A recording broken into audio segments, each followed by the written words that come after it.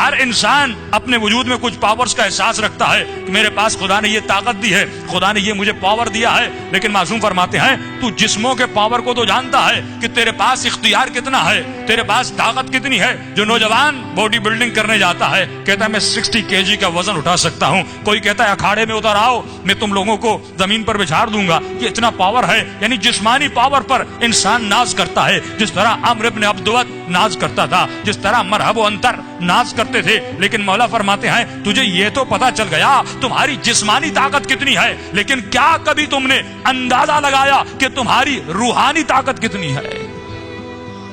یہ آج کس کو پتا ہے کہ میرا روحانی پرسنٹیج کتنا ہے؟ 10%، 20%، 30%، کتنا پاور ہے ہمارے روح میں؟ کربلا میں وہی ٹکا جس کی روح بلند تھی، نہ جھکنے والا نہ بکنے والا۔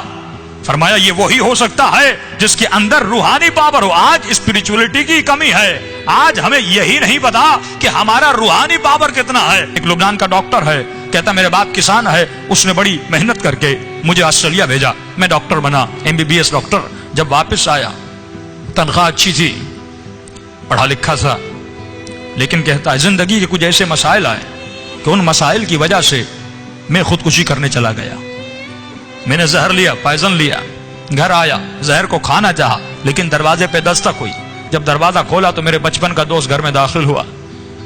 وہ جیسے گھر میں آیا اس نے میز پہ زہر کو دیکھا، اے دوست یہ کیا کر رہے ہو؟ کہ زندگی کے مسائل نے تنگ کر دیا، پریشانیوں اور آلام نے حیرت میں ڈال دیا، بس یہی راستہ تھا کہ میں زہر کھا کے خود کو ختم کر دوں۔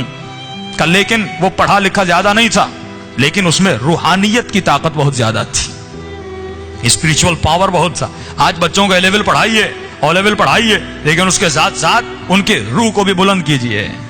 آج ساری توجہ اس پر ہے کہ بچوں کو انجینئر بنانا ہے، ڈاکٹر بنانا ہے، ہاں بنائیے، اہل بیت منع نہیں کرتے۔ فرمایا ربنا آتنا فی الدنیا حسنہ وفی الآخرۃ حسنہ، جتنا اس کی اسکولنگ کا خیال کرتے ہو اتنا ہی اس کی آخرت کا خیال کرو۔ اب اس ڈاکٹر کو سمجھانے لگا روحانی طریقے سے، موٹیویشن کی، یہ اپنی خودکشی منصرف ہو گیا۔ ایک مرتبہ صبح ہوئی، گھر گیا، اپنے باپ کو یہ ڈاکٹر کہتا ہے کہ بابا آپ نے تو مجھے کچھ پڑھایا ہی نہیں، آپ نے تو مجھے کچھ سکھایا ہی نہیں۔ تو باپ غصے میں آ کر کہتا ہے اے احسان فراموش، میں نے اتنے پیسے خرچ کیے، اتنا بڑا ڈاکٹر بنا، آج اتنے پیسے کما رہا ہے، اس کی بجائے کہ میرا شکریہ ادا کرتا آج یہ کہتے ہو کہ میں نے تجھے پڑھایا نہیں، میں نے تجھے سکھایا نہیں۔ کہ بابا آپ نے جتنا کچھ مجھے پڑھایا تھا، اگر کل رات میں زہر کھا لیتا میرا جنازہ آپ کے سامنے ہوتا۔ کہاں گیا پڑھنا، کہاں گیا لکھنا، کہاں گئی جابس؟ لیکن کہتا ہے اے کاش وہ میرا دوست آپ سے ملتا اور میں آپ سے ملا تھا۔ وہ زیادہ پڑھا لکھا نہیں تھا، اتنا بڑا ڈاکٹر انجینئر نہیں تھا، لیکن اللہ نے اس کے اندر روحانیت کی طاقت رکھی تھی۔